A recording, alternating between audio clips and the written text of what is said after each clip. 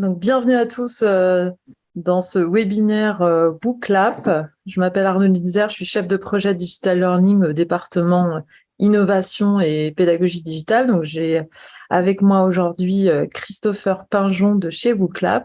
Christopher, bonjour, je vais te laisser te présenter.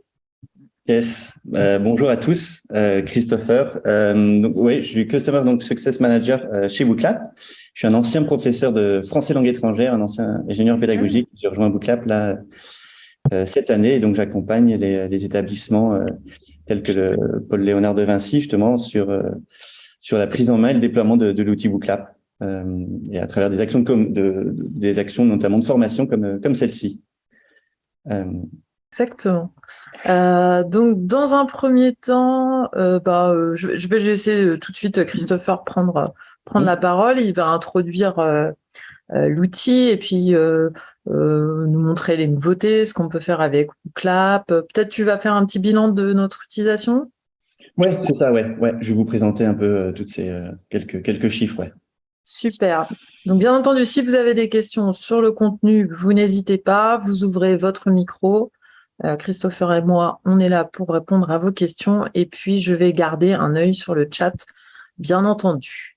Christopher, je te laisse la parole. Ça marche. Merci.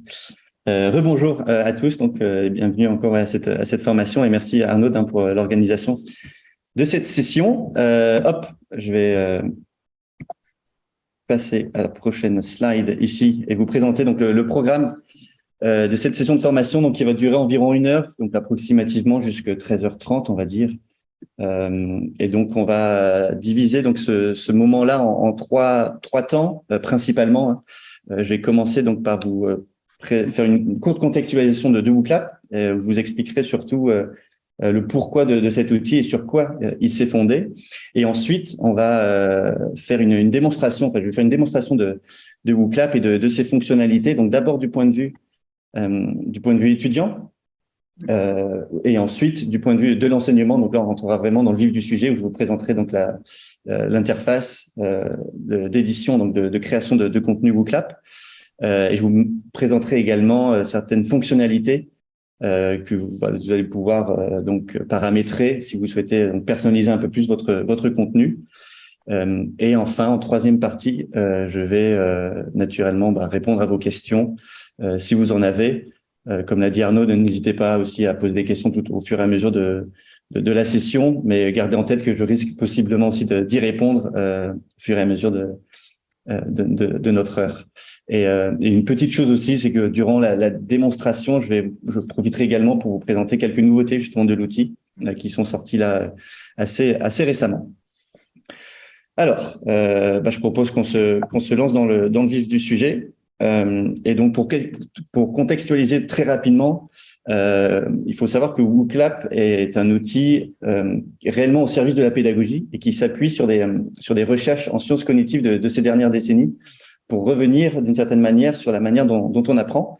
Et parmi les recherches en sciences cognitives sur lesquelles Booklab s'est penché, il y a notamment la théorie de Stanislas Dehaene, que vous connaissez peut-être, qui est un neuroscientifique français, et qui a étudié les 4 piliers fondamentaux de l'apprentissage, que sont donc l'attention, l'engagement actif, il y a aussi le retour d'information et la consolidation. L'attention, donc, comme son nom l'indique, c'est de pouvoir se trouver des manières pour pouvoir capter l'attention de ses étudiants. Donc ça, c'est le premier pilier. Le second pilier, c'est celui de la participation. Donc, c'est la capacité réellement de faire agir l'étudiant et de sortir aussi d'un état passif pour augmenter d'une certaine manière le niveau d'attention et s'assurer aussi qu'il est acteur de son apprentissage. Troisième pilier, c'est le retour d'information ou la compréhension. Donc, ça fait faire en sorte de poser des questions, de vérifier aussi la compréhension des éléments présentés. Donc là, on peut parler aussi d'une certaine manière d'évaluation formative de manière informelle. Vous allez pouvoir faire au fur et à mesure de vos cours grâce à Booklab.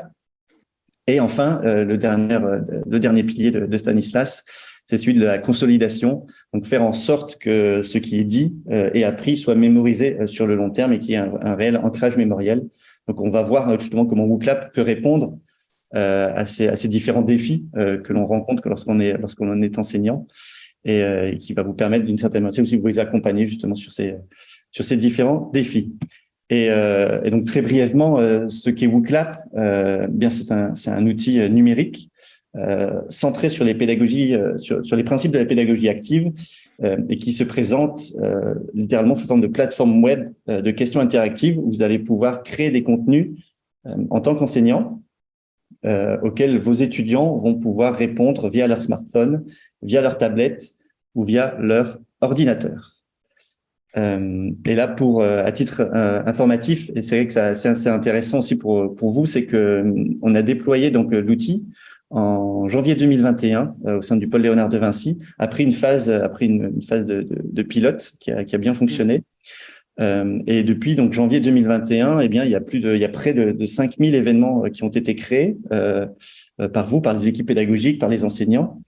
Bien plus d'événements utilisés, parce que je vais vous présenter ça tout à l'heure, mais il est possible donc lorsqu'on crée un événement de le réinitialiser pour pouvoir le réutiliser plusieurs fois en fonction de différents groupes de travail, différents groupes d'étudiants.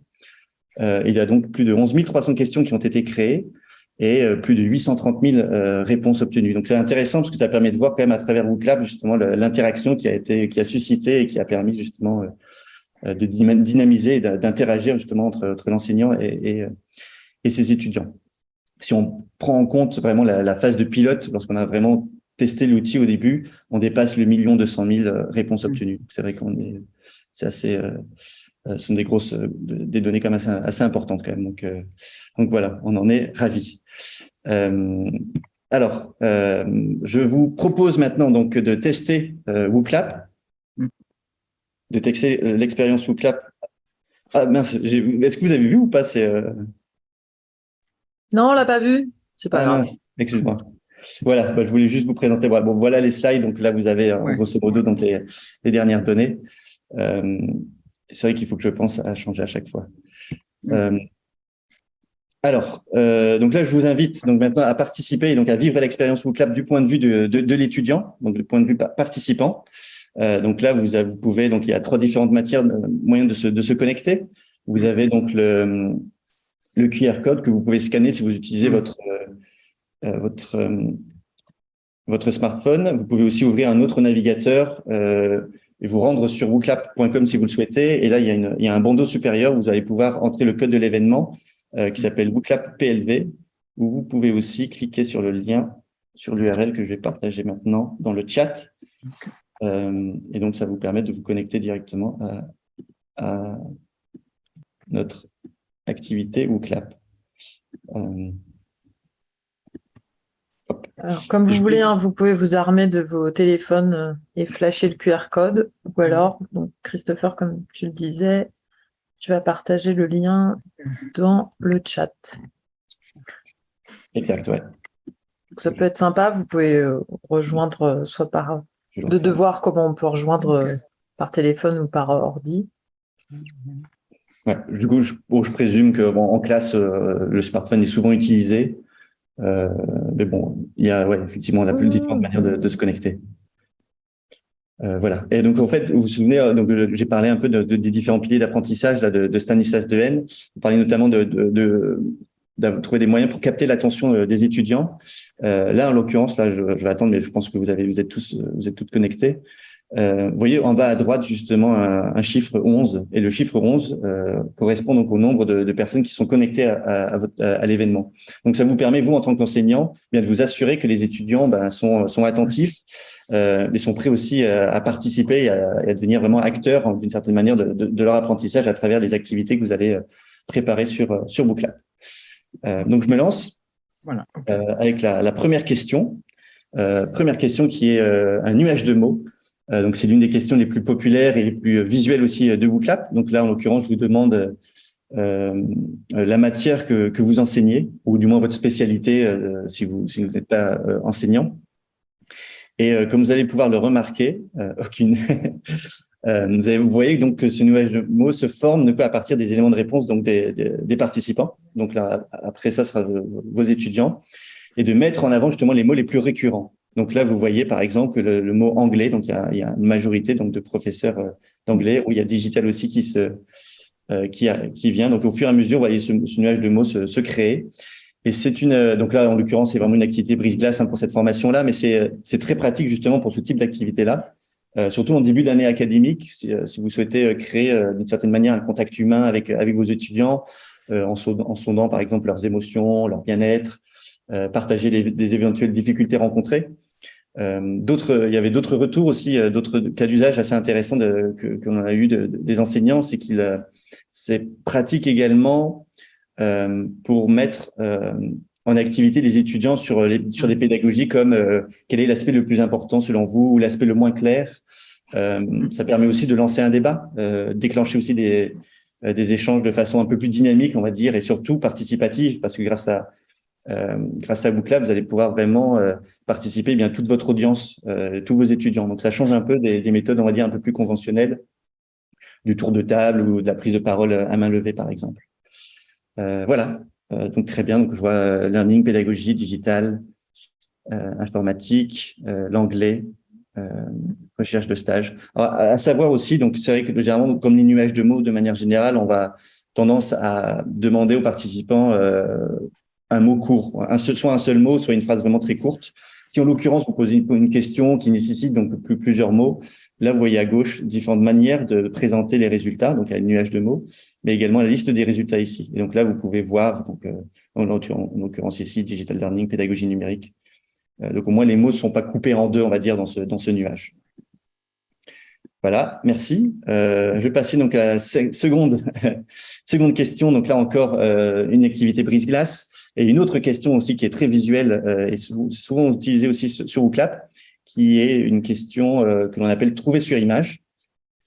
Donc là, en l'occurrence, là, je vous demande de savoir comment vous vous sentez et donc de pointer d'une certaine manière sur un personnage de super-héros pour savoir un peu comment je puisse, moi, d'une certaine manière, prendre la température et voir si certaines personnes sont déjà en détresse ou pas dès le début de la formation, ou au contraire sont avides d'en savoir un peu plus sur l'outil. Mais de manière plus générale, ce type de question va permettre aux étudiants de repérer et pointer donc la zone correcte ou incorrecte sur une image. Donc, ce type de question, elle se prête naturellement à des exercices visuels sur des cartes géographiques, par exemple, mais aussi sur des schémas scientifiques pour déterminer justement des erreurs de raisonnement, par exemple, des choses comme ça. Il y a d'autres façons aussi assez ingénieuses. Hein. Il y a les professeurs aussi en langue qui vont, par exemple, projeter un texte et demander aux étudiants de trouver la fameuse erreur, une erreur de grammaire, par exemple, ou des choses comme ça. Donc, il y a vraiment différentes manières d'utiliser ce type de questions trouvées sur image. Voilà, je vois que certains d'entre vous sont sur un fil, donc on va faire en sorte que vous ne tombiez pas durant cette session de formation, mais vous êtes globalement prêts à participer, studieux, prêts à collaborer également, donc c'est chouette, c'est positif. Autre question que je vais lancer, voilà. Autre question, donc ça c'est une question QCM, la question à choix multiples ou case à cocher, donc en fonction vraiment du nombre de réponses. Donc là, on va vraiment demander aux participants de sélectionner une ou plusieurs réponses, et les résultats donc vont s'afficher ici, vous voyez, sous forme d'histogramme en temps réel. Donc là, le QCM ça fait vraiment partie des types de questions qui va permettre d'évaluer assez rapidement, hein, vraiment à un seul instant, le niveau de compréhension des étudiants. Donc, ça va aussi vous permettre de vérifier rapidement si une notion a été vue, soit dans une séance de cours précédente, soit en temps réel, comme c'est le cas actuellement, parce que je vous ai posé cette question-là en tout début de session de formation, et vous avez présenté donc les 4 piliers d'apprentissage. Donc, vous voyez, vous vous souvenez quand on parlait un peu de retour d'information, ça vous permet ici, là, vraiment très rapidement de savoir si vos étudiants, si les participants ont bien retenu ce que vous aviez transmis, et vous permettre après derrière, eh bien, en fonction du taux de réponse correct, d'adapter votre cours justement au rythme d'apprentissage du groupe, soit en reprenant l'explication, ou sinon en poursuivant, soit en notant vous de votre côté et après ensuite en poursuivant votre cours. Là encore très rapidement, c'est juste à titre d'information, c'est vrai qu'on estime que s'il y a moins de 30% de bonnes réponses, généralement on va tendance à inciter donc l'enseignant à reconduire donc une nouvelle explication. S'il y a entre 30 et 70% de bonnes réponses, il y a une certaine hésitation. Donc là, on peut proposer, par exemple, aux étudiants, enfin, proposer aux étudiants de leur donner la parole, de relancer ensuite, d'avoir un certain débat pour expliquer en gros quelle est la bonne réponse. Pourquoi est-ce que vous avez choisi cet élément de réponse-là, et après, pourquoi pas dupliquer la question et la relancer à nouveau pour s'assurer que la majorité, on va dire, des étudiants ont bien compris. Et après, on part du principe que s'il y a plus de 70% de bonnes réponses, voilà, vous pouvez continuer le déroulé de votre cours. Et là aussi, c'est juste une petite un petit partage que l'on a eu là de Jean-François Van de Poel, qui est directeur adjoint aux affaires numériques à l'Université de Lausanne. Et lui, il conseille, par exemple, aux enseignants de faire des pauses évocatives ou de lancer une question ou clap toutes les 15 minutes, par exemple. Là, naturellement, faut que ça se prête, faut que ça prête vraiment à vos types de cours, hein, vos types d'informations. Mais bon, ça peut être un bon moment aussi de temps en temps, eh bien, de vous assurer vous aussi en tant qu'enseignant que ce que vous transmettez, que les savoirs que vous transmettez sont bien compris par vos étudiants.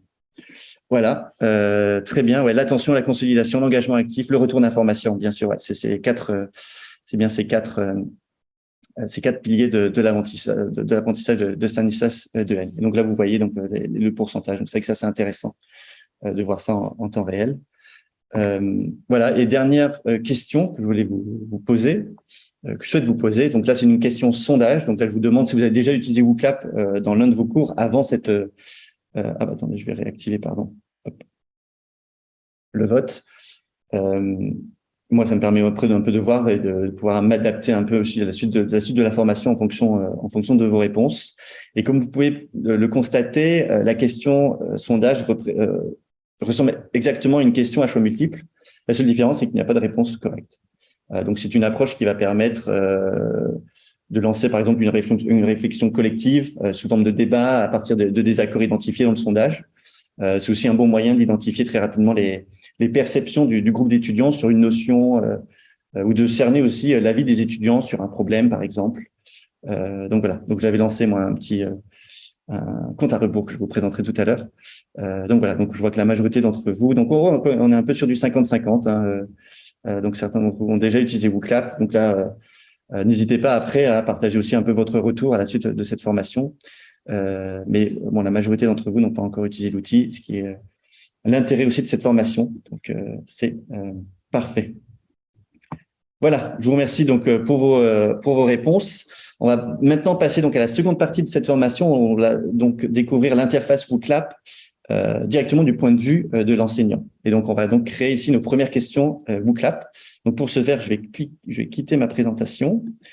Je vais même être plus simple, directement me rendre donc dans mon interface WooClap. Donc, je vais me déconnecter, partir de zéro. Voilà. Donc, lorsque vous vous connectez sur WooClap, la première chose qu'on va vous demander, c'est de vous connecter. Donc là, vous avez différentes méthodes de connexion.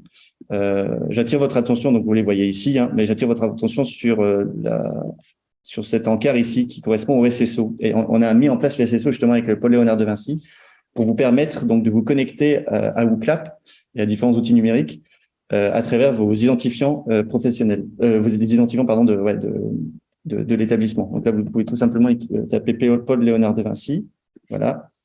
Cliquez sur accéder à l'écran de connexion.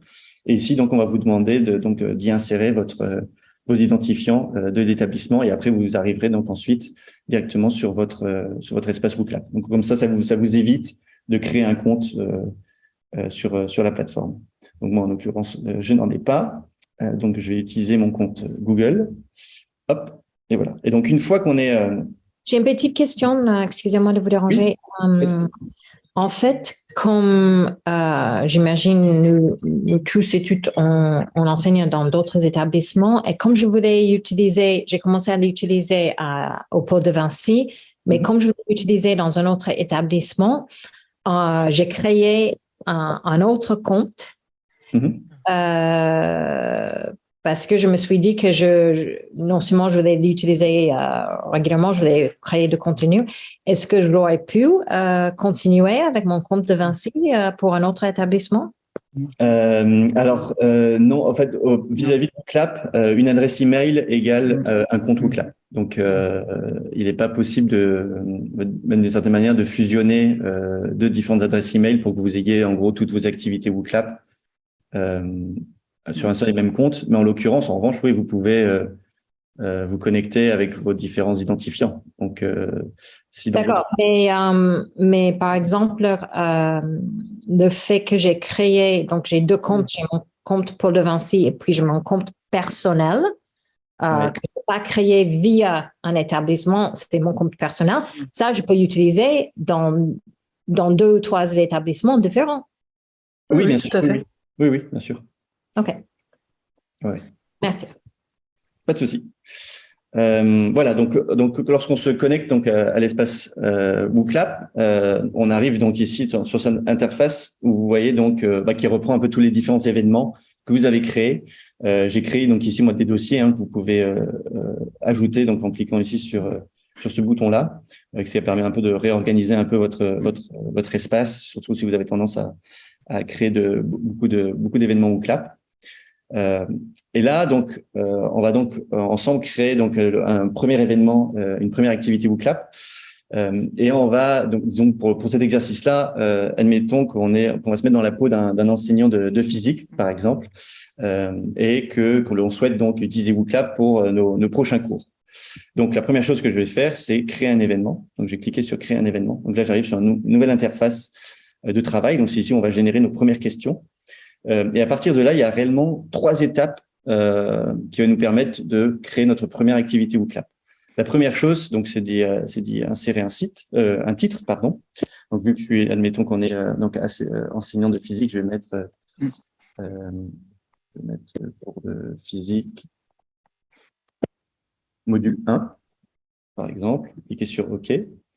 Et la deuxième étape, donc, c'est de sélectionner le type de questions interactives que j'ai envie d'utiliser. Donc là, vous voyez, là, il y a tout un carrousel de questions / outils aussi interactifs, parce que vous allez le découvrir après par la suite. Il y a aussi la possibilité d'y insérer un audio, une vidéo, si vous souhaitez dynamiser votre cours, et utiliser après donc, près de 14 types de questions interactives en fonction de l'activité, du scénario que vous souhaitez mettre en place au sein de votre cours. Bon, là, vous le voyez, mais vous ne pouvez pas le voir pour le moment sur votre compte WooClap, mais on va lancer très, très, très, très prochainement le tableau blanc. Donc, il y a un espace virtuel qui va vous permettre d'annoter votre d'annoter, de pouvoir. Pardon? Ça, c'est bien. Ah oui, ouais. Non, c'est super. Oui, ça fait vraiment plusieurs mois qu'on a eu que les enseignants. Oui, c'est super ça. Ils aiment ça. Hein. Ouais. Donc, non, c'est vrai qu'on a assez hâte. C'est vraiment dans les prochains jours, je pense, même que pour le Léonard de Vinci, parce que certains enseignants étaient en bêta test, donc ils ont déjà accès, je pense, à cette fonctionnalité-là. Mais bon, revenons donc sur cette formation. Donc là, je vais donc professeur de physique, je vais créer donc ma première activité, ma première question. Je vais donc cliquer sur QCM là, en l'occurrence, et donc je vais y insérer ma première question. Donc, je vais dire quelle est la principale source d'énergie. Et ensuite, je vais y insérer donc mes éléments de réponse. On va mettre le soleil, lune. Je vais cliquer sur ce petit plus pour ajouter une 3e option. On va mettre de la mer. Voilà. Hop. Et ensuite, alors là, vous voyez là à droite donc différents paramètres. Donc ces paramètres, vous allez retrouver très généralement ces 2 types de paramètres dans la majorité des autres types de questions, mais il y en a aussi d'autres en fonction du type de questions sur WooClap. Là, en l'occurrence, pour le QCM, vous pouvez transformer donc le QCM en case à cocher d'une certaine manière s'il y a plusieurs réponses multiples. Dans l'occurrence, ce n'est pas le cas, il n'y en a qu'une, que je vais cocher d'ailleurs ici, juste à côté, donc c'est le soleil. Et vous pouvez, donc vous voyez, si vous le souhaitez, y insérer un compte à rebours, ce qui vous permet d'une certaine manière gamifier, on va dire, votre activité. Moi, personnellement, j'ai tendance à le faire parce que ça me permet aussi de m'assurer que je ne perds pas trop de temps non plus à chacune de ces questions, à chacune de ces exercices. Donc là, en l'occurrence, je vais mettre 20 secondes, comme ça, vous allez pouvoir voir où s'affiche ce compte à rebours. Et je vais ensuite cliquer sur sauvegarder. Voilà. Et donc là, vous voyez, ma première question a été générée. Admettons là maintenant, donc une des nouveautés que je voulais vous présenter. Admettons que je suis en manque d'inspiration, je ne sais pas quel autre type de question je souhaiterais mettre en place ou insérer dans mon cours. Je vais donc cliquer ici sur Galerie d'exemples. Et donc cette galerie d'exemples, vous allez voir, donc c'est vraiment une bibliothèque d'activités WooClap, de questions qui ont été préconçues à la fois par nos équipes chez WooClap, mais aussi en collaboration avec certains enseignants. Et donc là, vous allez pouvoir prévisualiser les types de questions qui ont été, bon, c'est assez spécifique, hein, mais vous allez pouvoir les prévisualiser et après derrière les adapter en fonction de votre cours. Ça vous permettre aussi derrière de répondre justement à ce manque d'inspiration et de voir un peu, comprendre un peu mieux le type de questions, ce que vous pourriez vous aussi en faire dans le cadre de vos différents cours. Et là, vous avez différents filtres, donc par langue, mais surtout par sujet, donc en fonction de la matière que vous enseignez. Donc là, on est professeur de physique, donc on va cliquer sur sciences et technologies. Et là, vous avez donc toute une série donc de questions qui ont déjà été préconçues. Donc là, admettons que j'ai envie de partir sur une question un peu plus visuelle, trouvée sur image. Je vais la prévisualiser. Ça correspond bien à ce que je souhaite faire, ça correspond bien à mon cours. Donc, je vais juste cliquer sur ajouter à mon événement. Et je vais retourner ensuite donc sur mon événement WooClap et vous voyez que l'activité a été générée. Donc, si vous le souhaitez, vous pouvez modifier et donc soit adapter, modifier un peu le titre, importer aussi une autre image si vous le souhaitez et y ajouter un compte à rebours. Ce qu'on va faire aussi pour nous cette formation. Je vais cliquer ensuite sur sauvegarder. Et donc voilà. Troisième question. Allez, on part sur une question sondage cette fois. Là encore, hein, je vais y insérer donc une question que je vais copier-coller, ça sera plus simple, plus rapide. Donc, avez-vous bien compris donc la différence entre l'énergie cinétique et potentielle? Alors, on va mettre oui, non et moyennement. Donc là, on veut vérifier, par exemple, avant d'expliquer cette notion-là, on veut voir, s'assurer ou vérifier hein, si certains étudiants connaissent déjà cette notion-là ou pas. Vous puissiez soit adapter aussi, là encore, adapter votre cours si vous nécessite ou pas de prendre un peu plus de temps pour présenter cette notion-là. Hop, on va cliquer. Donc là, en l'occurrence, pour une question sondage, je ne vais pas mettre de compte à rebours. Cliquez sur sauvegarder. Et voilà. Donc là, on a créé donc nos trois questions. Il y a une autre étape supplémentaire qui n'est pas obligatoire, mais si vous le souhaitez, vous pouvez aussi modifier le code de votre événement. C'est ce que j'ai fait moi pour cette formation notamment tout à l'heure. Et cela se passe ici dans cet encart. Et vous allez pouvoir ici personnaliser le code, qui sont des codes uniques, et que vous allez pouvoir après derrière partager à vos étudiants si vous le souhaitez, pour qu'ils puissent derrière se connecter. Donc là, c'est naturellement pas obligatoire. Là, en l'occurrence, on va le faire. Hop, on va mettre cours de physique, module 1. Voilà. Donc, on voit que ce code n'a pas encore été utilisé, je peux l'utiliser. Et voilà. Et donc, je l'ai généré. Et la troisième étape, dernière étape, eh bien, c'est tout simplement de cliquer sur lancer. Et là, vous allez lancer donc votre activité WooClap. Tout d'abord, comme tout à l'heure, hein, tout d'abord en projetant donc les différents moyens de vous connecter à l'événement. Donc là encore, vous avez donc le QR code que les étudiants vont pouvoir scanner avec leur smartphone, ou vous allez pouvoir aussi partager alors, le code de l'événement, ou encore l'URL. Vous pouvez partager par email, par exemple, ou là, en l'occurrence, si c'est du blended learning ou un cours à distance, ben partager dans le chat l'URL. Et après, là, vous allez cliquer donc sur ces petites flèches à gauche et à droite. Vous pouvez aussi utiliser les flèches. Ah, je vois que quelqu'un s'est connecté. Les flèches donc de votre clavier pour dérouler un peu les différentes questions que vous avez créées. Voilà. Hop. Voilà. Donc là, vous voyez toutes les différentes questions que vous avez créées. Si vous poursuivez, là, vous allez revenir sur la première diapositive sur la diapositive de connexion à l'événement. Juste une question, Christopher. Donc, sinon, le code est généré automatiquement. On n'a pas besoin de faire quelque chose nous-mêmes. OK. Ouais, effectivement, ouais. Effectivement, ouais, c'est une étape qui est vraiment pas obligatoire. C'est vraiment si vous le souhaitez. J'ai une question aussi, Claire. Est-ce que ça, on peut le préparer à l'avance ou c'est à faire pendant le cours? Non, bien sûr, oui, vous pouvez préparer tous vos cours, toutes vos activités WooClap, tous vos cours, on verra bien à l'avance. Hein, ouais. OK, merci. Mais c'est vrai que c'est une question intéressante parce que comme vous le voyez, lorsqu'on prend le temps, lorsqu'on commence à s'habituer à utiliser WooClap, vraiment en 30 secondes, en 1 minute, vous pouvez créer une question et la projeter tout de suite. Si vous avez une idée, par exemple, si vous voulez lancer un QCM, vous voyez, ça prend vraiment que quelques instants. Donc, vous pouvez aussi, si vous le souhaitez, lancer une activité WooClap, une question WooClap durant votre cours. Mais vous pouvez aussi naturellement les préparer à l'avance. Voilà, donc on a généré, on a créé nos premières questions, notre titre, on a lancé notre activité. Donc là, pour la deuxième étape, je vais vous présenter donc là quelques fonctionnalités pour aller un peu plus loin justement dans l'outil et personnaliser aussi d'une certaine manière aussi votre événement WooClap. Donc pour cela, je vais cliquer ici sur Paramètres. Et la première chose que je vais vous présenter, c'est la possibilité d'y ajouter une présentation. Donc imaginons que comme on sait, beaucoup d'enseignants préparent des PowerPoint, par exemple. Donc là, vous pouvez insérer votre PowerPoint. Vous pouvez aussi insérer votre document sous forme de PDF, Keynote ou également Google Slides si vous le souhaitez. Donc là, je vais ajouter ma présentation PowerPoint. Donc je me dirige dans mon ordinateur et j'attends que ma présentation va être chargée et voilà, elle est convertie. Donc là, convertie, c'est important parce que si vous utilisez beaucoup PowerPoint, par exemple, et que vous utilisez aussi surtout les animations qui sont fort utiles, il faut savoir que ces animations ne fonctionnent pas directement dans la plateforme WooClap, puisque lorsque l'on importe une présentation PowerPoint, on convertit les diapositives sous format PDF ou image. Et donc, du coup, ces animations ne fonctionnent pas.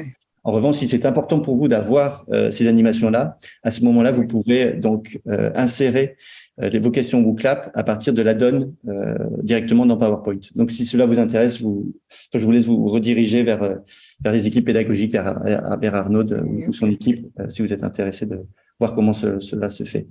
Et on a aussi des tutoriels aussi sur YouTube. Donc voilà, donc j'ai inséré mon cours de physique-chimie. Je vais donc cliquer sur insérer des questions. Voilà, j'ai un tutoriel que je vais supprimer. Donc voilà, donc là, lorsqu'on arrive dans cette interface-là, vous voyez donc à gauche donc mes diapositives, donc mon PowerPoint que j'ai créé, et à droite les questions que l'on a créées ensemble, les questions interactives PowerPoint. Et donc par simplement un glisser-déposer, vous allez pouvoir ici y insérer vos questions en fonction, à l'endroit où vous le souhaitez. Donc là, je vais mettre à chaque fois avant. On va poser les questions avant de présenter ensuite derrière la notion que l'on souhaite expliquer par la suite. Et l'autre chose aussi, c'est d'y insérer la diapositive comment participer. Alors, c'est un simple conseil, mais naturellement, libre à chacun de faire ce qu'il souhaite. Nous, on a tendance à mettre l'instruction, la diapositive de connexion tout au début, même avant le cours, et de projeter ça aussi en classe. Parce que ça permet au moins aux étudiants bien déjà d'une première chose de savoir que vous allez utiliser WooClap, de les inviter aussi à se connecter à l'événement WooClap en attendant, par exemple, les autres étudiants qui arrivent aussi directement dans votre classe. Voilà. Donc là, j'ai inséré mes activités, mes questions. Je vais cliquer sur sauvegarder. Autre chose intéressante et autre fonctionnalité que je voulais vous présenter aussi, c'est l'authentification. Donc, il faut savoir que par défaut, vous le voyez là, l'authentification est désactivée parce que WooClap, l'idée que nous avons aussi pour WooClap, c'est permettre aux participants de répondre anonymement aux questions pour qu'on puisse booster la participation des plus timides, par exemple, et éviter aussi d'une certaine manière la peur du regard des autres. Toutefois, il y a donc, vous pouvez le voir, 2 paramètres qui vont vous permettre d'identifier les participants, vos étudiants. Donc, si vous le souhaitez, par exemple, pour suivre la compréhension individuelle de vos étudiants, s'assurer aussi qu'ils ont bien compris certaines notions, des statistiques qui vont permettre aussi pour vous par la suite, bien d'adapter peut-être votre prochain cours. Donc, si c'est le cas, vous pouvez donc activer l'authentification. Donc là, vous avez les différentes méthodes d'authentification. Si vous le souhaitez le faire, moi, je vous encourage d'activer uniquement le SSO. Comme ça, vos étudiants se connecteront donc à votre activité WooClap à partir de leurs identifiants, du PLV. Là, en l'occurrence, pour formation, je vais la désactiver, mais je vais activer en revanche le pseudonyme participant, qui est la deuxième manière donc d'authentifier d'une certaine manière vos étudiants, ou du moins les participants. Et le pseudonyme ici, ce qui va se passer, c'est que lorsque la personne va se connecter, vous le verrez tout à l'heure, mais lorsque vous allez vous connecter à l'événement WooClap, on va vous demander donc d'y insérer un pseudonyme. Donc le pseudonyme peut être naturellement n'importe quoi d'une certaine manière, parce que les étudiants sont vraiment libres de rentrer le pseudo qu'ils souhaitent. Donc on peut leur demander d'y inscrire leur prénom, par exemple. Il faut juste garder en tête qu'ils peuvent préciser autre chose, un surnom, des initiales, par exemple. Partons du principe qu'ils sont adultes et que si vous leur demandez donc le pseudonyme participant et vous leur demandez d'insérer leur prénom, ils inséreront leur prénom. Voilà. Autre fonctionnalité intéressante, c'est le résultat visible par défaut, donc qui est activé par défaut. Et lorsque ce paramètre justement est activé, vous l'avez vu tout au début, vous voyez donc les réponses qui s'affichent directement et en temps réel sur l'écran. Vous pouvez ici le désactiver si vous le souhaitez. Moi, j'ai tendance à le faire systématiquement parce que ça permet d'éviter, on va dire, ou d'influencer, on va dire, les autres participants à soumettre les mêmes types de réponses. Donc voilà. Donc là, pour le coup, je vais le désactiver. Autre fonctionnalité intéressante, c'est le bouton « Je suis perdu » que je vais activer ici. Et donc, lorsque vous activez cette option, les étudiants vont pouvoir notifier de manière anonyme qu'ils ont perdu, par exemple, le fil du cours et qu'ils aimeraient avoir, par exemple, un peu plus d'explications. Donc, vous, en tant qu'enseignant, vous allez pouvoir, durant votre cours, voir s'il y a beaucoup d'étudiants qui ont activé cette option-là et qui sont un peu perdus justement dans vos explications. Et donc, vous pouvez soit le garder en tête, et après peut-être le réexpliquer par la suite si vous n'avez pas le temps là durant votre cours, ou sinon reprendre votre notion et essayer de la réexpliquer. Autre fonctionnalité aussi intéressante, donc là je vais me diriger vers le message, vers la tabulation message, et je vais activer le mur de message. Le mur de message va être utile pour les étudiants qui, par exemple, n'osent pas forcément intervenir ou lever la main. Et ils vont pouvoir donc envoyer directement leurs questions ou commentaires sur ce mur de messages. Et donc, vous allez pouvoir aussi, si vous souhaitez, autoriser les likes. Alors, les likes, d'une certaine manière, c'est que si on a un étudiant qui a posé déjà une question, moi, j'ai un autre étudiant qui avait la même question en tête ou la même opinion, au lieu de la reposer, de la réécrire, on va juste liker, on va dire, cette question-là. Donc, ça vous permet, vous, de savoir, d'être informé qu'il y a plusieurs étudiants qui posent ce même type de questions. Vous pouvez aussi, là, vous voyez, autoriser les images. Donc, les étudiants vont pouvoir partager des illustrations qu'ils ont créées, par exemple. Moi, je vais le désactiver par ici. Voilà. Donc là, on a vu plusieurs fonctionnalités. Donc, je vais partir ici maintenant. Donc, je vais lancer notre cours, notre activité WooClap. Et là, si cela ne vous dérange pas, j'aimerais que vous connectiez. Donc, je vais partager à nouveau l'URL. Vous pouvez aussi utiliser, scanner le QR code si vous utilisez votre smartphone. Puisqu'on va voir ensemble justement la manière dont les questions sont insérées dans les différentes diapositives, dans ma présentation PowerPoint, mais aussi vous allez pouvoir tester justement les autres paramètres que l'on a activés, notamment le mur de message et le bouton « Je suis perdu ». Voilà, donc là, on retourne, on voit qu'il y a 5 personnes qui se sont connectées. On va juste attendre encore quelques secondes, mais bon, là, c'est juste à titre d'exemple pour que vous puissiez tester aussi certains paramètres. Et moi, ça va me permettre aussi par la suite de vous présenter d'autres fonctionnalités, notamment les rapports qui pourront vous être utiles, notamment pour suivre un peu la progression de vos étudiants. Voilà, bon, je me lance. Donc là, vous voyez, donc là, c'était le titre de ma présentation que je lance, et après, je vais ensuite poursuivre sur ma prochaine diapositive et là, lancer, par exemple, ma première question que l'on avait créée. Vous voyez là, juste en bas, le compte à rebours, donc qui indique qu'il reste un certain nombre de secondes avant de pouvoir répondre à la question. Et là, vu qu'on avait désactivé le paramètre résultat visible par défaut, à ce moment-là, je dois ici, moi, cliquer sur ce bouton-là pour pouvoir afficher ensuite les résultats.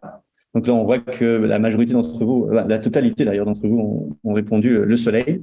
Et avant, ce qui peut être intéressant, c'est qu'avant justement de présenter un peu la réponse correcte, vous pouvez lancer encore un débat. Surtout si, là c'est unanime, mais si ça ne l'est pas, vous allez pouvoir interroger un peu vos étudiants avant d'afficher la bonne réponse et la réponse correcte. Voilà, en l'occurrence, vous aviez tout bon, bravo.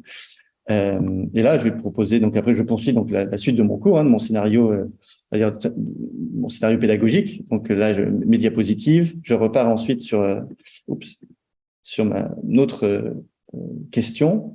Voilà, donc là c'était, avez-vous compris, donc ça c'était le sondage, avez-vous bien compris la différence entre énergie cinétique et potentielle? Et vous voyez, donc en l'occurrence, donc là je vais attendre encore que les gens répondent. Donc là encore, je dois afficher les résultats. Vous les affichez les résultats automatiquement. Hein, si en l'occurrence il n'y a pas besoin d'attendre, vous pouvez cliquer tout de suite et là vous voyez de manière instantanée les éléments de réponse de vos étudiants. Ce qui est chouette, là, je remercie l'utilisateur ou l'utilisatrice qui a cliqué sur le bouton « Je suis perdu ». Et donc, vous voyez là en haut justement de votre écran, de mon écran, les personnes qui indiquent, les participants qui indiquent qu'ils sont perdus. Donc là, moi, ça vous permet, vous aussi, de garder un œil là-dessus et de voir un peu si vous devez réexpliquer ou pas cette notion, si vous voyez qu'il y a vraiment de plus en plus de personnes qui ont perdu le fil du cours. Et là, en l'occurrence, super, merci. Il y a, voilà, et là, en bas, là, à droite, dans l'autre barre de menu, vous voyez donc un bouton message, et là, il y a une notification. Donc, il y a une personne qui a cliqué sur, qui a donc soumis un commentaire. Donc, je suis perdu. Donc, merci pour l'exemple. J'espère que ce n'est pas vrai. Et une autre personne donc a aussi liké, donc, a aimé, on va dire le commentaire. Donc voilà. Donc en fait, c'est assez pratique aussi pour vous, parce qu'après vous pouvez revenir ensuite sur votre présentation en cliquant sur présentation. Si je peux me permettre, le message que je trouve super intéressant, c'est que c'est anonyme, donc ce qui permet aux étudiants de faire un retour et de pas avoir à dire, peut-être de pas perdre la face devant les autres. J'ai pas compris, ou de pas oser. Je trouve ça très très bien. Ouais, effectivement, ouais. Ouais, bien, tu as bien fait de le souligner, effectivement. Ouais, c'est vrai que le mur du message est systématiquement automatique, anonyme, même si vous avez activé l'authentification. Et voilà. Pour faire un retour, moi qui utilise WooClap, j'ai bien vu que surtout le public des timides participe beaucoup plus, et mon taux de participation a pris 20 à 30%, parce que les timides, en fait, par message, comme c'est anonyme, n'hésitent pas, alors qu'ils prendraient jamais à l'oral la parole. Ouais, c'est super, c'est un très bon retour. On a aussi eu, parce que il y a la culture peut jouer aussi, parce on avait des professeurs notamment qui, c'était des enseignants de FLE qui enseignaient à un public sinophone auprès des étudiants chinois, et j'ai été moi-même professeur de FLE auprès des étudiants chinois. Et c'est vrai que la participation est un peu difficile. Ils sont pas tout tendance à facilement s'engager d'un point de vue culturel. Après, on peut voir comment cela fonctionne, mais au moins, c'est vrai que moi, à travers WooClap, ça permet de faciliter, on va dire, la participation aussi, de différents types de publics et différents types de cultures. Mais ouais, merci pour ce retour-là. J'ai une petite question, excusez-moi.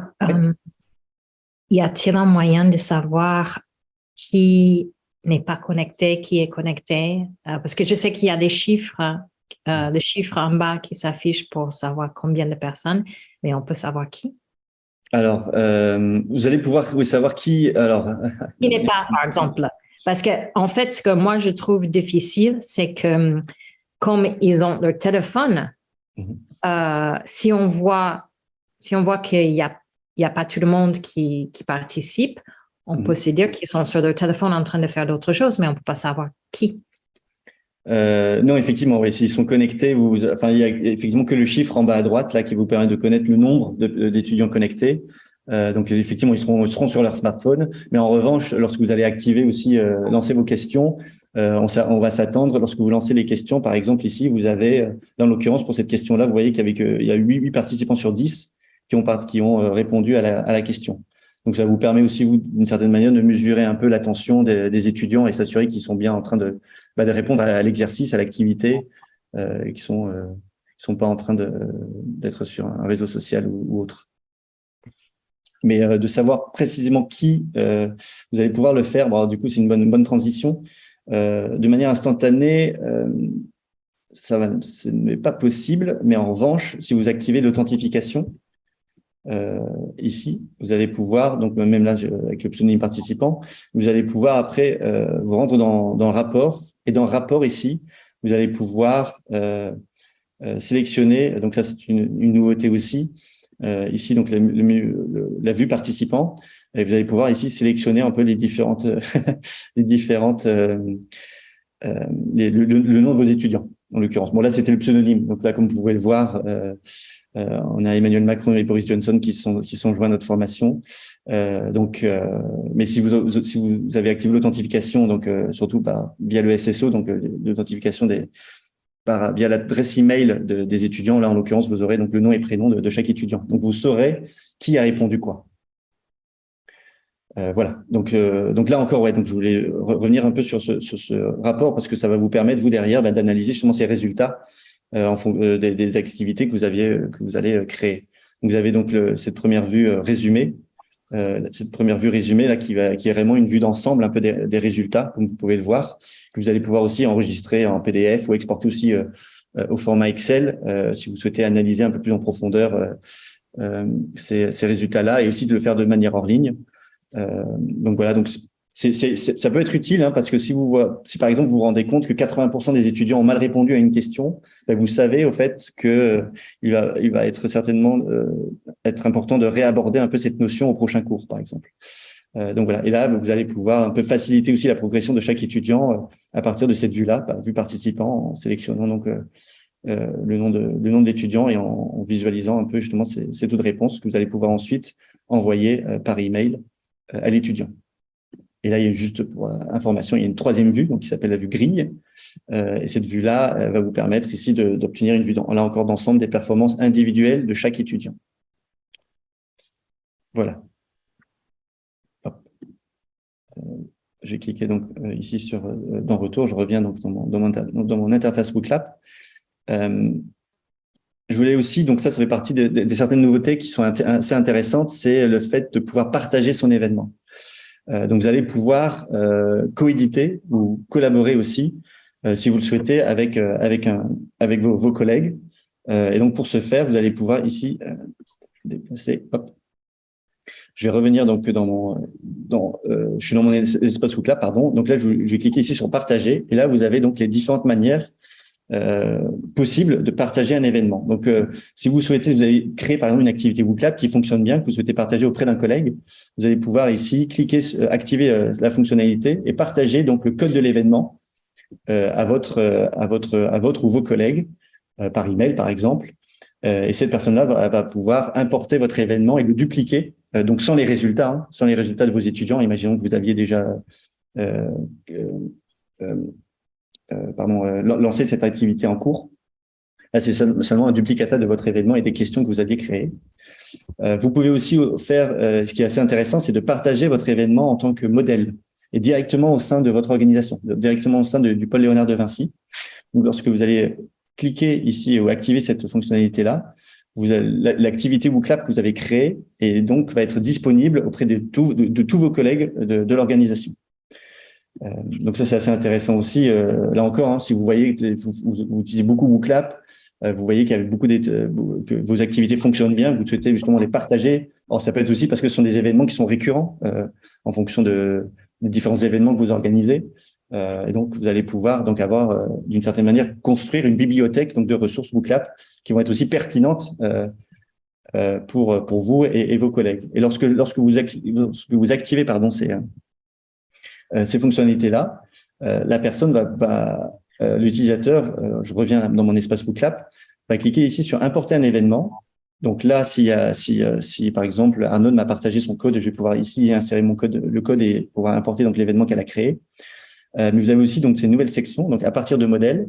Et là, vous allez avoir la liste de toutes les questions ou de toutes les activités WooClap qui ont été créées, soit par des équipes pédagogiques telles qu'Arnaud et son équipe, soit aussi par des enseignants qui souhaitent partager justement leurs activités WooClap. Donc il y avait une réflexion qui se fait aussi chez nous justement au sein de mutualisation un peu des ressources pédagogiques, parce que c'est vrai que ça prend du temps de créer ces ressources-là, et donc on a essayé de trouver des manières pour pouvoir faciliter un peu le partage de ressources et le partage de bonnes pratiques aussi, hein, parce que ça va vous permettre aussi vous derrière de sélectionner une activité, de pouvoir la découvrir et pouvoir la tester aussi après vous-même auprès de vos étudiants. J'ai une question par rapport à l'authentification, donc dans les paramètres. Ouais. Si on veut pas que le résultat de l'étudiant s'affiche, de savoir qui a bien répondu ou pas, il vaut mieux pas le mettre, c'est ça? C'est ça l'authentification? Oui, c'est ça, effectivement. Voilà, ok, merci. C'est ça. Ouais. Et la toute dernière chose aussi qui peut être intéressante, surtout pour vous, donc si vous voulez souhaiter travailler, enfin créer vos premières questions WooClap soit avec l'accompagnement d'un ingénieur pédagogique ou même avec vos collègues. Par exemple, si vous connaissez un collègue qui utilise beaucoup WooClap, vous souhaitez collaborer avec eux et coéditer donc un événement, vous allez pouvoir ici y insérer donc les adresses email de vos collaborateurs, de vos collègues, et donc d'y insérer l'adresse email. Ils recevront donc une invitation les invitant à coéditer une activité WooClap. Une autre nouveauté aussi intéressante, c'est que maintenant, il est possible de travailler avec des enseignants en dehors de l'organisation, si ces personnes-là ont déjà un compte WooClap. Là encore, c'est des réflexions que l'on a sur la réflexion de la mutualisation d'outils numériques et donc la mutualisation de ressources pédagogiques aussi. Donc, si vous avez travaillé avec des collègues en dehors du PLV, du monde de l'entreprise, par exemple, et s'ils ont un compte WooClap, et vous allez pouvoir bien créer et coéditer vos activités et après les insérer dans votre présentation, par exemple, et voire même après derrière le partager en tant que modèle au sein de votre organisation. Et donc là, il faut tout simplement y insérer l'adresse email. Excusez-moi, j'ai une question concernant le partage. Oui. Quand on envoie le code à un collègue pour que le collègue puisse se servir de ce qu'on a fait, c'est-à-dire que cette personne peut utiliser mon QCM, par exemple, dans son cours. C'est uniquement pour consulter. Non, il va pouvoir l'utiliser, effectivement. Ouais. Donc là, vous allez devoir ici activer la fonctionnalité, copier le code, le partager auprès de votre collègue, et votre collègue ici va pouvoir se connecter à WooClap, cliquer sur importer un événement, copier le code de l'événement, donc là en l'occurrence physique M1, et cliquer sur importer. Et voilà. Et là, il aura donc une copie, donc c'est vraiment un duplicata de l'activité que vous avez créée. Donc là, il y aura les questions, mais il n'y aura pas les réponses des étudiants, au cas où vous l'aviez déjà créé ce QCM-là, vous l'aviez déjà fait en classe. Ok, merci.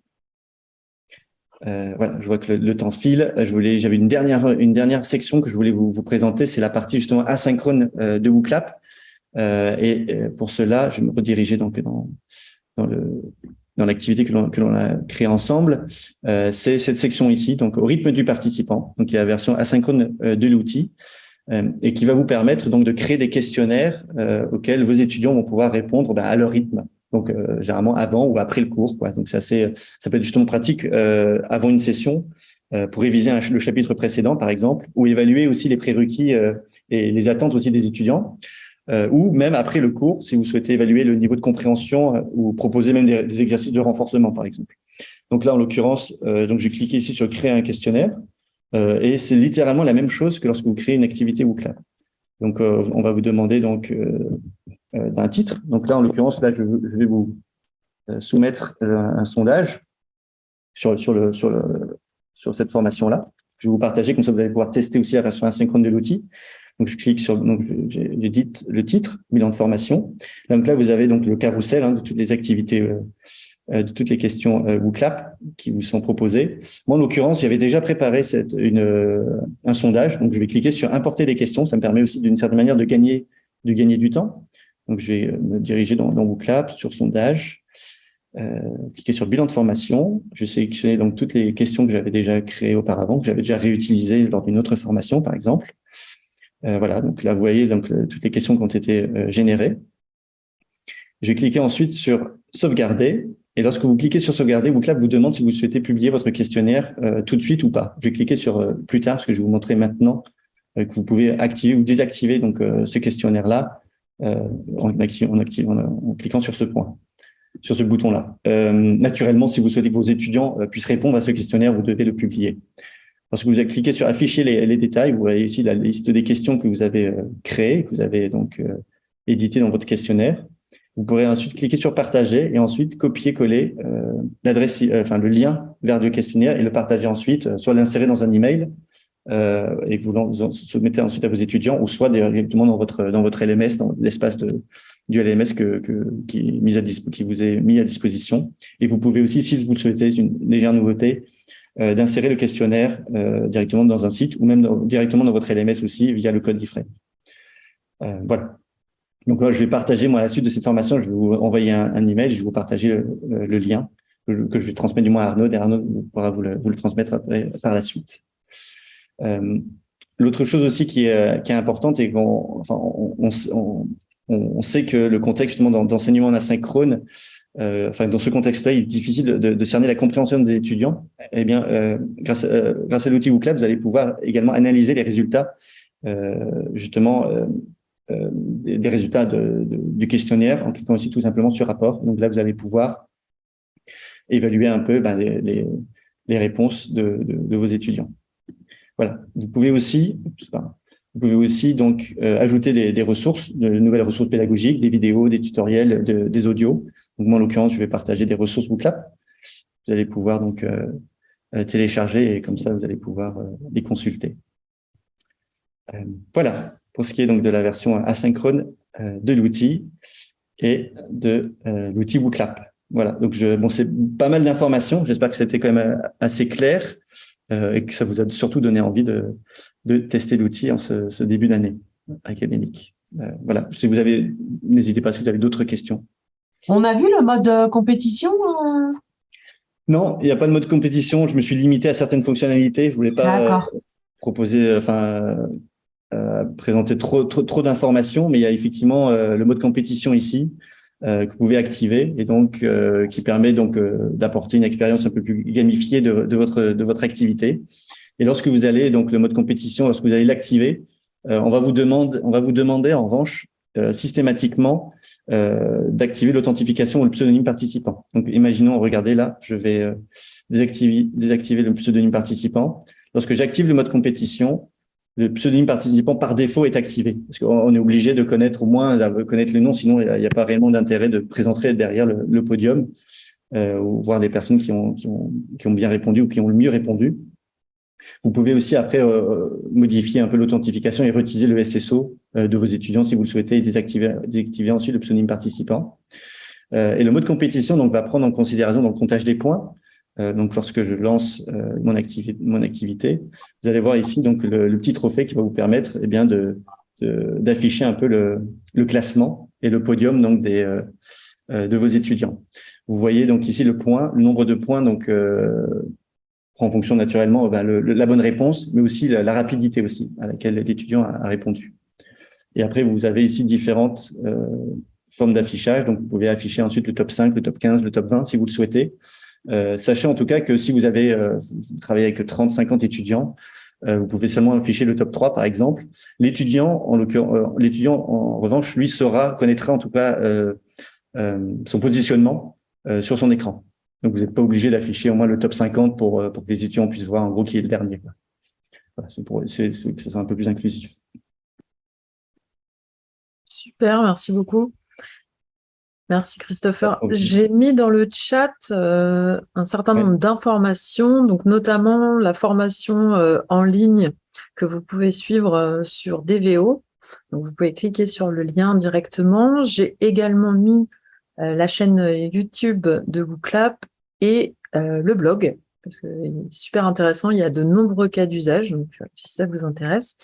Et puis aussi, bien sûr, et toujours, si vous avez des questions, si vous avez envie de tester WooClap, eh bien, une seule adresse comme d'habitude, inopeda@devinci.fr. Et puis, Nathalie, Marie-Paul ou moi, on répondra à vos questions et on vous aidera à mettre en place WooClap dans vos classes. Est-ce que vous avez des questions avant que nous nous quittions? Moi, j'ai juste une petite question. J'ai pas très bien compris à quoi servent les pseudos. C'est-à-dire que j'ai vu qu'en effet, si on veut voir éventuellement identifier des participants, mais à part ça sert à quoi les pseudos? C'est tout. Donc il y a juste deux différentes manières donc de proposer une authentification. Donc ça vous permet vous derrière de connaître un peu vos étudiants, de savoir en gros qui a répondu quoi et de suivre après derrière d'analyser un peu les résultats de ces étudiants-là. Le pseudonyme c'est juste une autre manière d'authentifier votre audience quoi. D'accord. Ok. Merci. Bon, eh bien, s'il n'y a pas d'autres questions, merci beaucoup. Merci Christopher. C'était super clair. Et merci à tous d'avoir participé à ce webinaire. Je vous retrouve bientôt pour de nouvelles aventures. Le replay du webinaire sera disponible, je pense, la semaine prochaine sur le site du Digital Learning Center. Et puis voilà, on est toujours là pour répondre à vos questions. Merci beaucoup.